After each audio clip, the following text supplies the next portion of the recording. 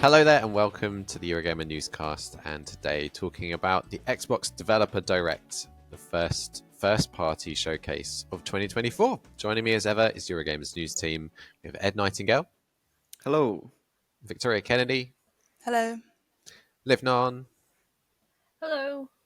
And I'm Tom Phillips, and this is our look ahead that we got last night at Microsoft's first party slate, or some of it at least, for the year ahead. What did we think of? We had 4 games and 1 third party surprise, but what did we think of Microsoft's stall that it's laid out for the coming months? Meh. What meh? I think Microsoft is looking in a really strong position. I was going to say this is the most exciting thing about Xbox games, but also with other things that we can talk about indie in depth later. But I'm very surprised by the meh. No, I think it looks like a good lineup. They're not bad games at all.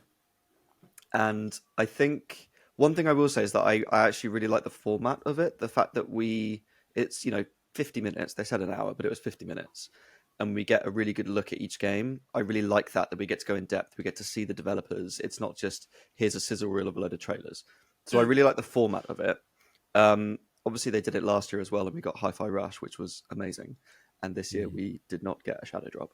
I think the games look decent, but they're just not wow system sellers to me. I already have an Xbox, but watching that, if I didn't have an Xbox, I wouldn't think, yes, I'm going to go and buy an Xbox for those games. They're decent. They're all coming to Game Pass. That's fine. But I'm not wowed by anything. Not even indie? Not even indie. No. Really?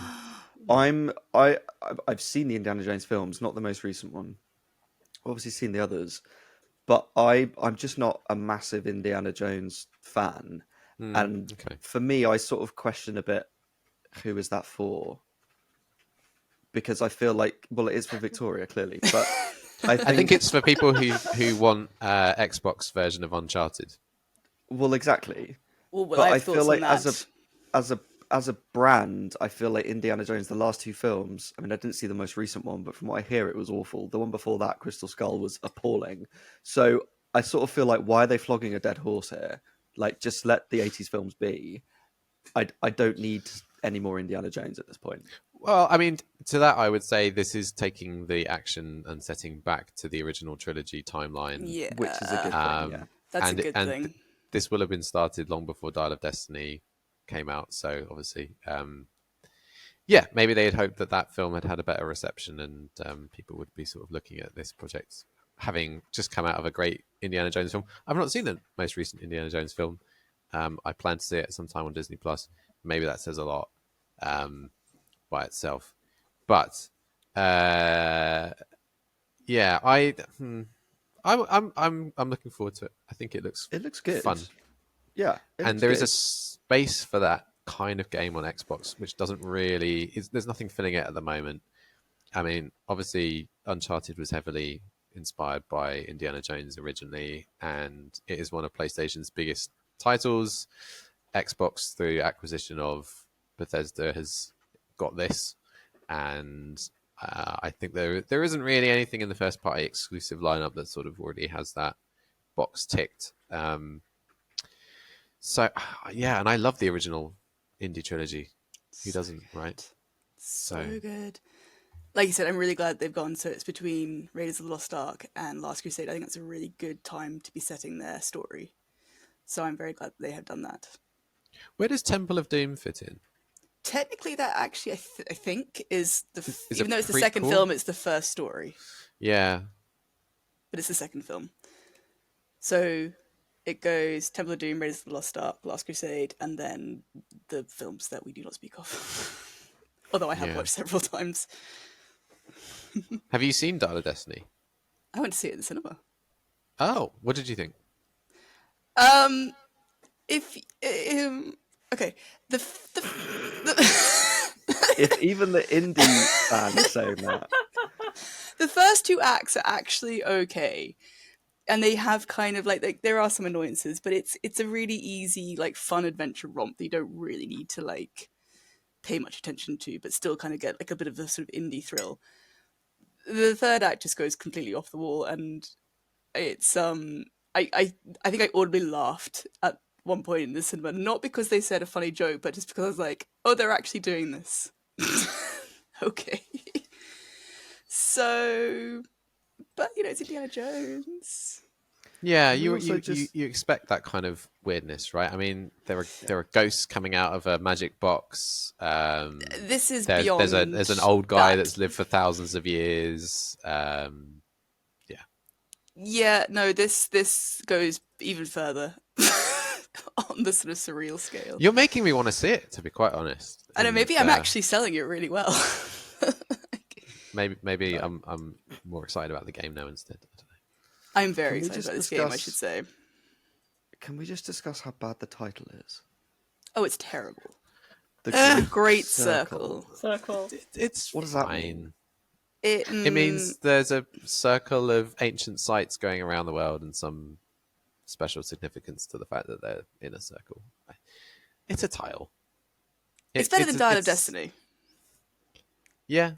Dial of Destiny at least has the alliteration going for it. Exactly. I'm with Liv.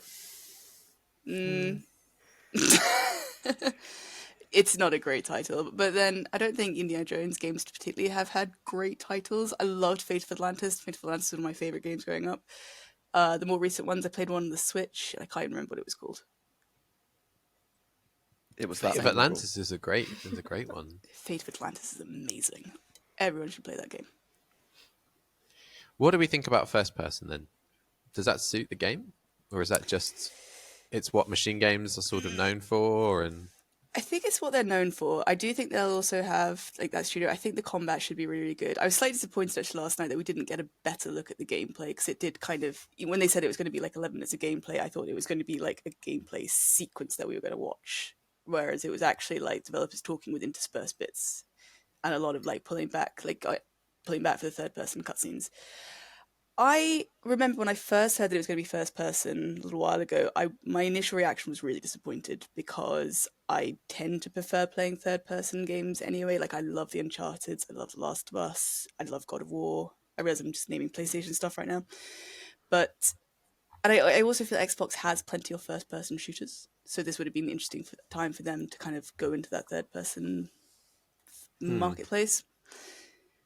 But saying that, I think maybe it is quite good that they do have that mix where you will have some third-person bits when you're in the cutscenes, obviously, and then when you're doing the traversal. I think it's interesting that you mentioned a load of PlayStation games there, because I think PlayStation games tend to be third-person and Xbox tend to be first-person. Yeah, so in this sense, I think so. It kind of fits with that. I like that there's a bit of a mix, but I also think that had it been entirely third-person, people would just say, oh, it's just like Uncharted, and it would be too obvious a comparison. So I think that the fact that it's first-person actually makes it stand out a little bit more and separates it from other games that it's similar to. So I think that's a good thing. I mean, this is very much what Machine Games does do with their titles. So they are playing into their strengths with what they are doing with the Indiana Jones gameplay style, which is not a bad thing. yeah, it's not going to be a shooter. I think they made that quite clear last night. They don't really want you to go around shooting things, and that's not really what indie does. You know, it's there's the infamous joke in the films where he does use his gun, and it's really unexpected because he's not the usual character who just goes and shoots people, right, with the sword. And I mean, if anything, it looks like a first-person whipper. And at one point, I'm pretty sure I saw him crack his whip and deflect a bullet, which I loved. I know. I was like, can you parry bullets with a whip? Yeah, I think so. I'm here for that. I will be, yeah, that'd be fun. Yeah, no, there was definitely a lot more like fist combat with the gameplay last night, and the head combat when he bopped the dude at the start. I And thought that that is looked very really indie. bad. That bit where he headbutted him, I was like, that does not look real. He would not have the range if he was stuck in the sand right there to go and headbutt the Nazi. That just doesn't. I mean, I've never tried headbutting someone. I assume you'd probably have to use quite a lot of your core to get some momentum. You have to move like if you imagine headbutting someone, like you can't headbutt someone and your shoulders not move forwards. And how are you supposed to do that when you're? I love that we're all doing this now.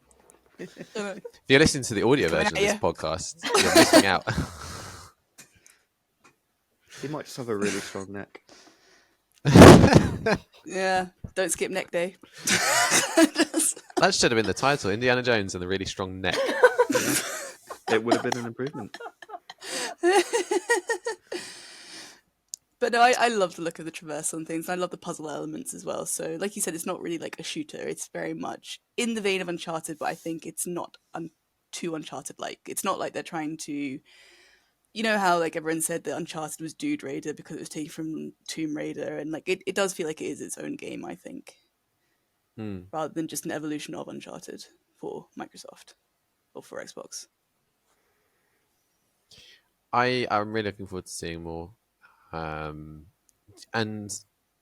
as someone who obviously has Game Pass, it's one of those games. Maybe it wouldn't convince me to buy an Xbox, right? But it definitely makes me think that's something that I will keep subscribed to Game Pass for. That's something that that feels like has a lot of money put behind it. Is going to be a quality game, has a great developer pedigree, and I just get it as part of Game Pass. And those games are too few and far between for Microsoft at the moment. And the fact that it's now confirmed as coming in 2024, I think that is going to be the linchpin of this year for them, I believe. Probably Yeah. the biggest game of the year. I think so. Although, I mean, they did obviously show Avowed, and that got a lot of excitement. I have thoughts on that, but, you know, Avowed, I know, has been a very popular, sought-after title for a while now. That was confirmed autumn, wasn't it? Yeah. So let's go on to talk about Avowed. The news was it was coming this autumn. We got a good look at gameplay. Well, a bit of gameplay. We saw some of the fantasy world, some of the different biomes. I liked that it was colourful. More It colourful did not look than... more colourful than Starfield, which is not difficult. I mean, this is Obsidian Entertainment's pitch at doing a Skyrim game, but with, I think, more involved combat. That was sort of the elevator pitch last night, right? That the combat was a bit more fluid and a bit more advanced. But look, here's a nice fantasy world that you want to explore that looks nice. We've made it look good, haven't we? Look, colors, and you're not playing Starfield and Skyrim. Well, who knows? Maybe that will get ported to somewhere else again. But yeah, I think it scratches an itch for people later this year who are looking for a nice RPG to sink their teeth into as the nights draw in. This I is think like it plugs a gap ahead of whatever's next for Elder Scrolls I was going to say Elder Scrolls 6, yeah. and ahead of Fable. I just think that it's sort of another Western RPG in an area that has, in some eyes, been perfected. Like, if it's first person in the way it is, everyone's still going to compare it back to Skyrim, even though that was years ago. They showed off a lot of the dialogue system and the choice-based stuff, which now is going to probably be compared to Baldur's Gate. And Baldur's Gate does it so well, and that's so fresh in people's minds. I don't know how this can necessarily stand apart. They talked a lot about the combat and how you can mix and match between sort of melee and magic and build things together with each hand. I'm like, BioShock did that with guns years ago. For me, there's nothing in this that's particularly original or exciting. So again, it looks decent. It looks solid. I'll happily play it on Game Pass. But it's not something that's exciting me or wowing me. Mm. The world I did think looked very, very pretty. I should say I don't think the combat looked that great. I thought it looked more clunky than I was expecting. But I think the world looked very pretty. And so for me, I will probably play it just to explore that world. I need developers to stop having first-person sword combat. Nobody wants to waft a sword into empty space in front of them. I hate it. I know that we knew about the guns, but seeing guns in that situation, I also did find weird. Like, I know that we knew that they were coming, But it's still, I don't know, that moment did look I a didn't bit know they odd. were coming. And then was like, why are you shooting? You've got fireballs. Use magic. Use magic. Why are you using a gun? I like the dual wand wielding. That was fun. That's cool. I don't know of any other game that lets you do that. I'm trying to think now. I've got no idea now. But again, that one I think was very. I tell you what, I really like the artwork for it. Like I thought that was very pretty, which I realized is Visually, not it's going to great. sell the game, but I really like that artwork that they shared at the end. But I think it will, like you said, I think it's going to be a good stopgap for us, or those of us who are waiting for Elder Scrolls 6, Fable, etc. I'm Yeah. not wowed by it.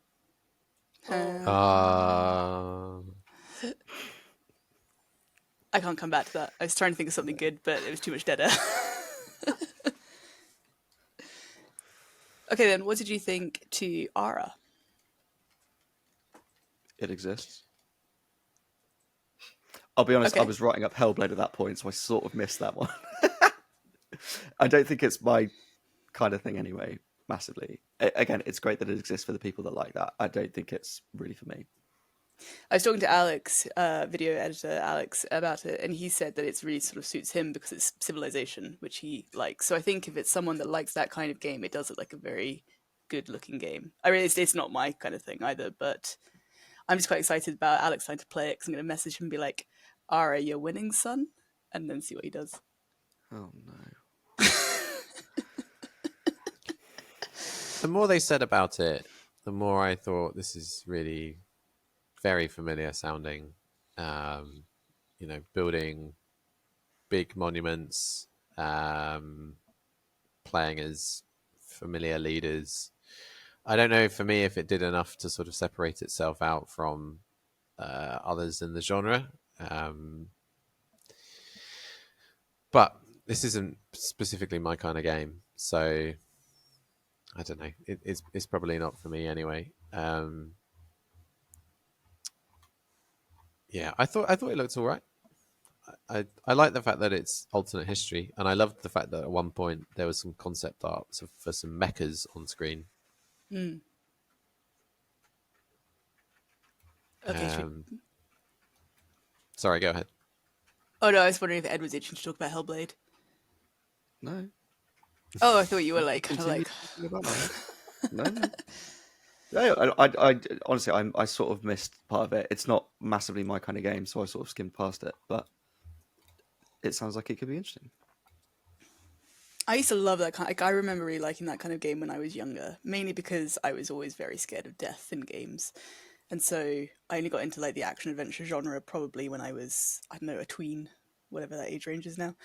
So that kind of game was like my first PC experience, along with point and clicks. So I do have a little soft spot for them, even though I don't really play them that often anymore. I don't have the time for them now. Yeah, depth. that's true. What about you, Liv? Do you play that kind of game? Not too much. I've tried it, but I found it's very difficult to like get into properly. I remember. Yeah, maybe this one is the sort of they're pitching it as the entry point into it. A bit more. You don't maybe need some of the knowledge that you've had that other people have had if they've played a lot of these games previously. Sorry, Victoria, what were you going to say? Oh no, I just remember when I was younger and you could start building the Seven Wonders. I think it was a Civilization game I played, and I remember when I got the library, I was very excited. So that was a good time. This is coming to PC only, right? Yeah, there's no console plans, which makes sense, right? I was going to say this sort of thing never really works for me on console, I think. Yeah. I think it was sort of halfway through that we got the little Square Enix interruption for Visions of Mana. It looked all right. We got a summer launch window, and it is coming to PlayStation as well, isn't it? It's not like this is an Xbox exclusive. Yeah. So they announced this game existing at the Game Awards, but I don't think they announced it for Xbox. So they're obviously saving it for this. I'm I haven't played. I know of the Mana series. I haven't played them.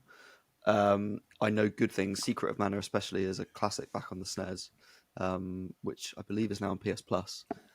So I'm looking forward to playing this, but in the sort of ranking of Square Enix, it's a bit below Final Fantasy. It's not their top level game, and obviously we sort of already knew about it from the Game Awards. So when they're kind of announcing this as their big Square Enix are coming in, it's like, well, okay, but we sort of knew about this already, so it wasn't super surprising.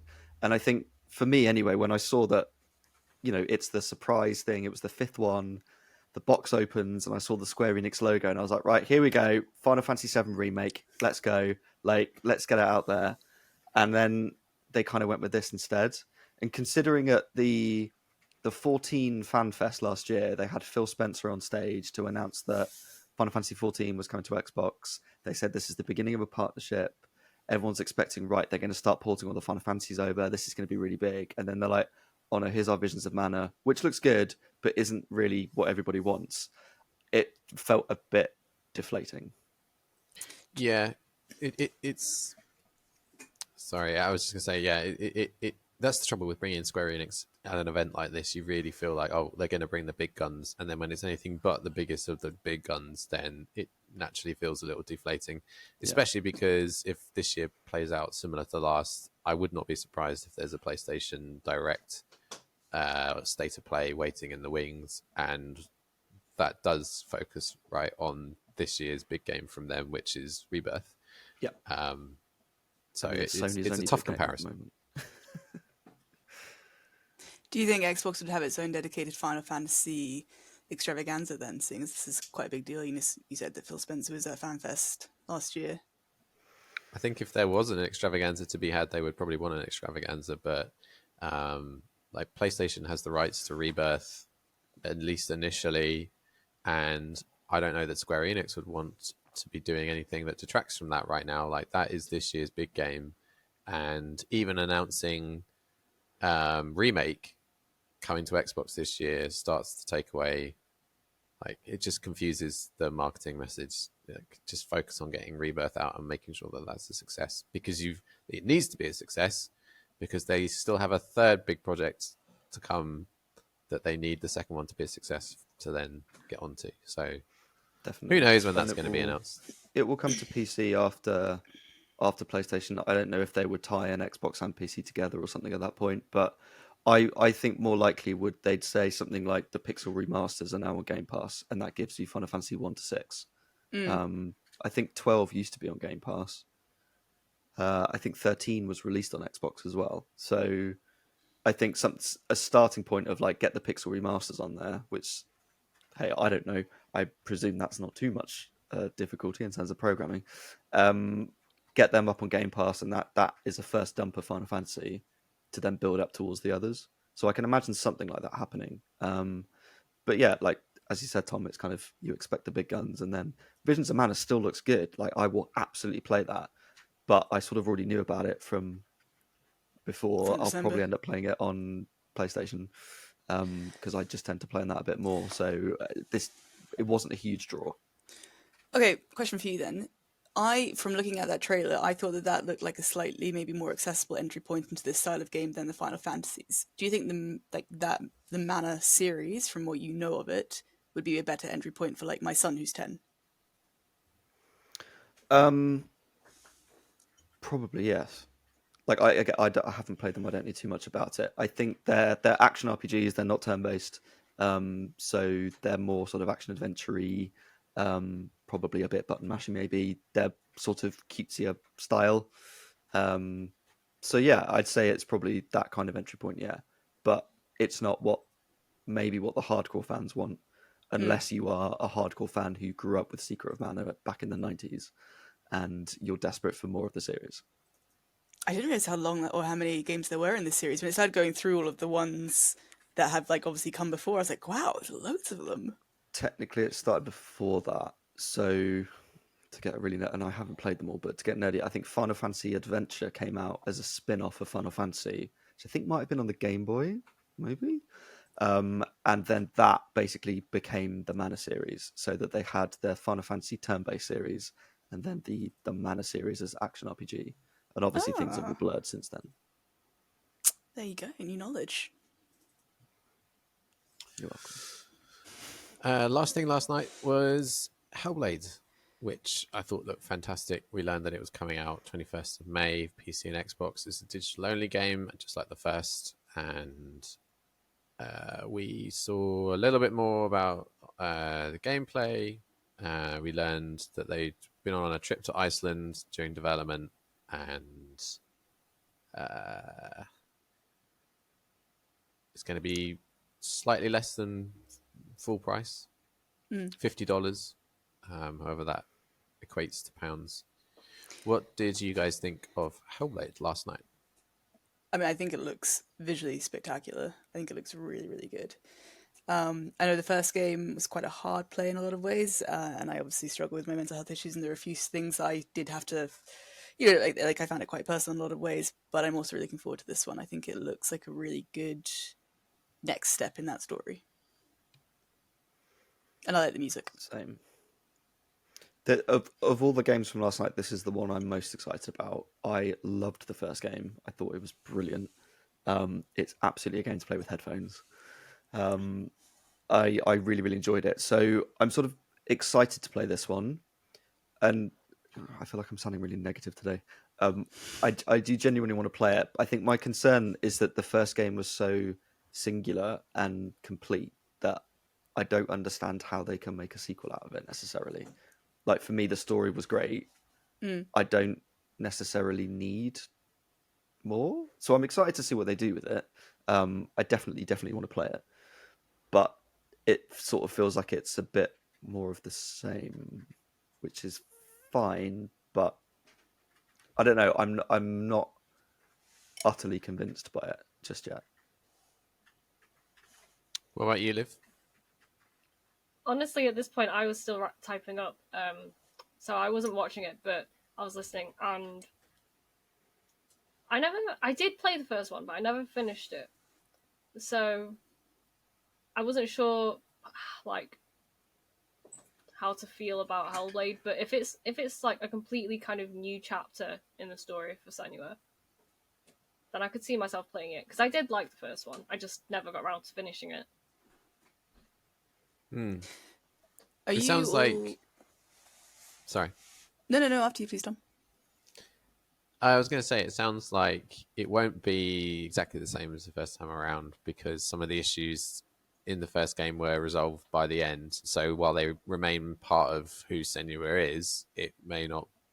It won't play out exactly the same way, and maybe it won't feel exactly the same, which you want from a character. Like, you want them to grow and change, and for this to be different this time around. Yeah, I love the first game. I'm happy for it to be dark again, but in slightly different ways. And I'm very happy to see more of that world. I thought it was really, really cool. There's really nothing else quite like it at that sort of budget and scale. It feels like an indie game. I know that it's not.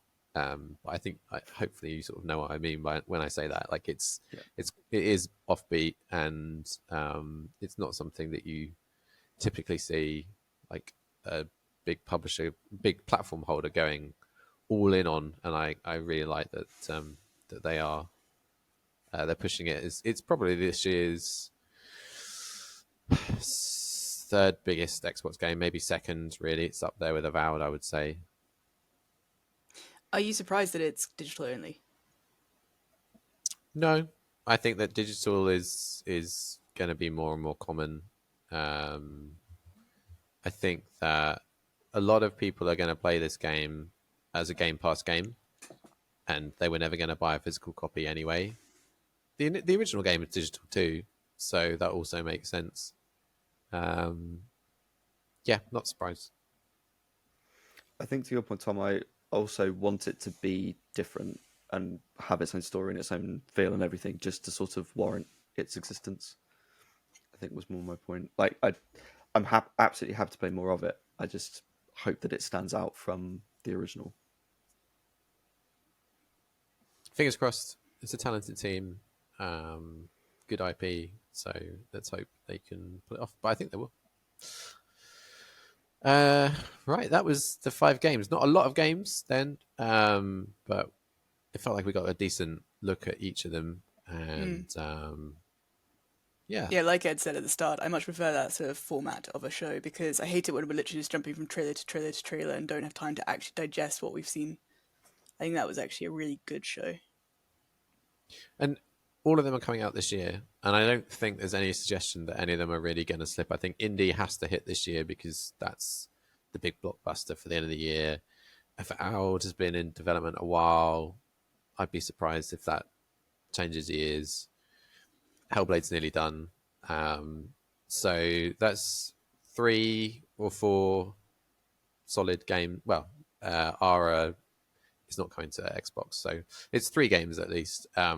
Definitely sort of on the calendar for this year, and it means that whatever Microsoft announces in June around that sort of E3 window, maybe that stuff is for 25, but at least they've got some stuff on the calendar for this year. Let's hope that PlayStation does similar and we can start filling in our release schedule and things to look forward to over the course of the next 12 months. And Nintendo does the same, obviously, although we do know a lot of stuff that they are bringing to Switch 1 this first half of the year. But of course, we're hoping for a little bit more from Nintendo and maybe some news on Switch 2 this year as well. So what would we rate the sort of conference as a... maybe not as a conference, but as sort of a pitch for Xbox in 2024. If you had to rate it out of 5 stars, Ed, where would you place 2024 so far? How does it look to you? I'm going to go with a 3. I think there are decent games and I will happily play them, but I'm just not feeling super wowed by most of them. Okay. Victoria, how about you? I'm going to go with an 11. Indiana Jones, baby. 11 out of 5 it is. Wow. Like, okay. Fun girl. I realise there might be a little bit of IP blindness here, but I am just... but no, generally, I actually think I'm really excited about Xbox this year, and I've not said that for many years. So I really like the look of Senua. I really like the look of Indie, obviously. Avowed, again, I think the world looks beautiful. I think this is a good-looking year for Xbox. Liv, how about you? I'm in the same boat as Ad. I would give it a 3. I think that there are some solid games there, but nothing really, really jumped out at me to get me really excited about the year. That's fair. Would I give it a 3 or a 4? I'm sort of torn. Indie looks like a polished, licensed action adventure, and actually, I'm very much here for that, and I love Indiana Jones. Avowed looks like a perfectly cromulent RPG from people who know what they're doing, and Hellblade looks great. Yeah, I'm going to go with a 4.